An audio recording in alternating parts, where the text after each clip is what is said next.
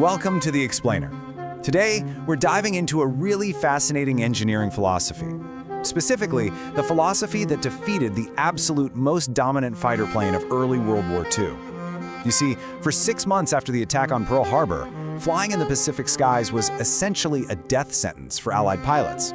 They were going up against a machine that honestly seemed to defy the laws of physics. But here's the crazy part. The United States didn't beat this untouchable enemy by trying to outfly it. No, they beat it by completely tearing up the rulebook and rewriting what a fighter plane was actually supposed to be. So early in the war, the Japanese Mitsubishi A6M Zero was this impossibly light, incredibly agile, and practically untouchable aircraft. It boasted a staggering 12-to-1 kill ratio, and it achieved this absolute dominance by ruthlessly sacrificing everything that Western designers considered essential. We're talking no armor, no self-sealing fuel tanks, literally zero protection for the pilot. Every single gram of weight they removed made it more lethal, but man, that came at a terrible cost to the guy actually flying it. To counter this, America desperately needed a completely different kind of machine. They didn't need something graceful or elegant. They needed a fighter that could absorb the brutal punishment that the Zero simply couldn't take, deliver firepower the Zero couldn't withstand, and above all else, bring its pilot home alive. Which brings us to Section 1, the founders of the Iron Works. To really understand how America solved this deadly problem, we've got to meet the men who built the Grumman Aircraft Engineering Corporation. Now, this was a company that actually started out in an abandoned, broken-down auto showroom on Long Island, and they eventually earned this legendary nickname from the United States Navy, the Iron Works. And to pull this whole thing off, Grumman relied on 4 guys who just perfectly complemented each other. First up, you have Leroy Grumman. He was the visionary who set the core principle: build it strong and make sure it brings the pilot home. Next is Jake Swerble, this relentless factory boss. But he didn't just sit behind a desk. He actually traveled out to the carrier decks, asking the pilots whose lives were literally on the line exactly what they needed. Then there's William Schwendler, the structural genius of the group. His personal rule was wild. He insisted on building every single load-bearing component to twice its required strength, just because military specs didn't account for the unpredictable chaos of real combat. And finally, Bob Hall. He was the aerodynamic designer and chief test pilot who insisted on personally flying the prototypes he drew, basically finding out if an airplane was going to kill a pilot before anyone else ever had to sit in the cockpit. Moving right along to Section 2, debunking the Akutan myth. Okay, so this team of 4 set out to build the ultimate Zero killer, the F6F Hellcat. But before we get into the machine itself, we really need to clear the air. There's this super dramatic and persistent popular story about how this new American fighter was designed. But when you look at the timeline, it is mathematically impossible. The legend goes that the US found a crashed Zero on Akutan Island, studied its secrets, and then built the Hellcat to exploit them. Sounds like a great movie plot, right? But look at the actual sequence of events. Grumman's design specifications for the Hellcat were drafted in February of 1941. That is 10 months before Pearl Harbor. By June of 1942, right when that exact Zero crashed on Akutan Island, Bob Hall was already flying the first Hellcat prototype over Long Island. The US didn't even start test flights on that captured Zero until September. So the Hellcat was absolutely alive and flying, well before the enemy's secrets were ever unlocked. So, if they didn't reverse engineer a captured plane, where did the blueprints for victory actually come from? Well, they came directly from the brutal combat reports of the men fighting for their lives. Just listen to this incredibly telling quote from Lieutenant Commander Butch O'Hare. He was a Medal of Honor recipient who flew Grumman's earlier fighter, the Wildcat. He literally sat down with Grumman engineers and spelled out exactly what the untouchable Zero couldn't do. He told them it could not take a hit without catching fire. It could not dive aggressively without risking structural failure. And above 200 knots, its controls would freeze up, meaning it just could not roll quickly at high speeds. All right, let's look at Section 3, a masterpiece of addition. Those Grumman engineers listened incredibly carefully to O'Hare and other combat veterans, and they realized something crucial.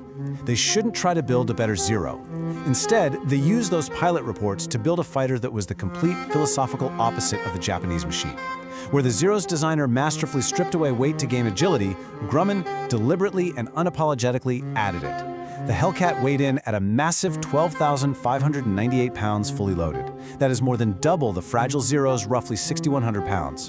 And to pull all that extra weight, Grumman bolted on an absolute monster of an engine, a 2,000 horsepower Pratt & Whitney, which was nearly double the power of the Japanese plane. They packed in 212 pounds of pilot armor, where the Zero literally had zero, and they utilized self-sealing fuel tanks that could take multiple bullet strikes without bursting into a fireball. It simply wasn't built to outturn the enemy. It was built to survive their shots, dive way faster than they could follow, and unleash just overwhelming firepower. Which leads us perfectly into Section 4, winning the production war. Now, here is the true genius of the Ironworks. Designing a flying tank, that was only half the battle. To actually win, Grumman had to manufacture these incredibly complex machines fast enough to overwhelm the enemy across the vast Pacific Ocean. And that brings us to this mind-blowing number, 25,500. That was the size of Grumman's Bethpage workforce by 1943. To put that into perspective, before the war, they employed just 700 people. Under Jake Swirbel's relentless, hands-on management, they scaled up exponentially, and they pulled this off by heavily relying on thousands of incredible women who stepped onto the factory floor. We're talking about women who had never even touched an aircraft before the war, now building wings, riveting fuselages, and assembling engines for the toughest fighter in the world. And thanks to brilliant engineering choices specifically designed for a newly trained workforce, at its absolute peak, that Bethpage factory was rolling out one fully combat-ready Hellcat every single hour around the clock. That is literally insane. The Navy actually asked Grumman to slow down production at one point, and Jake Swirbel basically turned around and said, "No, we can build even more." Let's move to Section 5, the Hellcat's ultimate legacy. So the ultimate test of this build-it-strong engineering philosophy arrived when the Ironworks' massive output finally clashed with the Zero in the skies over the Pacific. And a major turning point in history came in June of 1944 at the Battle of the Philippine Sea. American pilots famously called this the Great Marianas Turkey Shoot. The Japanese launched these huge carrier strikes against the American fleet, and Hellcat pilots rose to meet them. The results? Well, they were an absolute execution. In the first wave alone, they shot down 42 out of 69 attacking aircraft. In the second wave, over 100 out of 128 were destroyed. Japanese naval aviation was so severely decimated in this single engagement that their carrier air power permanently collapsed. It literally never recovered for the rest of the war. And that dominance, it just continued to compound. By the end of the conflict, the Hellcat had fundamentally shifted the entire balance of power. It accounted for a staggering 75% of all aerial victories recorded by the United States Navy in the Pacific. Think about that for a second. 3/4 of the air war was won by this single design. It wasn't the fastest plane in the sky, and it certainly wasn't the most agile. But man, it was undoubtedly the most effective. Which brings us to the final scoreboard. A machine deliberately engineered to be forgiving, to absorb terrible damage, and to bring inexperienced young pilots safely home, achieved a final, incredibly dominant kill ratio of 19-1. That early 12-1 supremacy of the Zero wasn't just beaten, it was completely erased from the sky by a heavy armored bruiser straight out of Long Island. This unparalleled record of durability and absolute success created a legendary reputation. It actually led Rear Admiral John S. McCain to famously equate the name Grumman with the absolute highest standard of quality in the entire Navy. He declared that Grumman on a plane meant the exact same thing to the Navy as sterling stamped on silver. If you were flying a Grumman, you absolutely knew you had a machine built to keep you alive. Ultimately, the story of this historic rivalry really just comes down to two totally opposing philosophies. Jiro Horikoshi's Zero was a masterpiece of subtraction. It was the work of a lone engineering genius who created a machine that was intensely lethal but wildly fragile, kind of like a razor-sharp sword without a handguard. But the Hellcat was a masterpiece of addition. It was the combined brilliance of four men who realized that wars simply aren't won by fragile elegance. They're won by a heavy, armored, unstoppably reliable hammer that is built to survive the absolute worst conditions imaginable. And you know, this concept of over-engineering didn't just stop in 1945.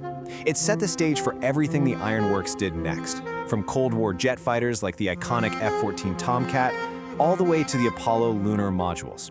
Seriously, when an explosion crippled Apollo 13 in space, it was a Grumman-built lunar module that served as a lifeboat and brought those astronauts safely back home. The exact same philosophy that built the Hellcat ultimately saved lives in the cold vacuum of space.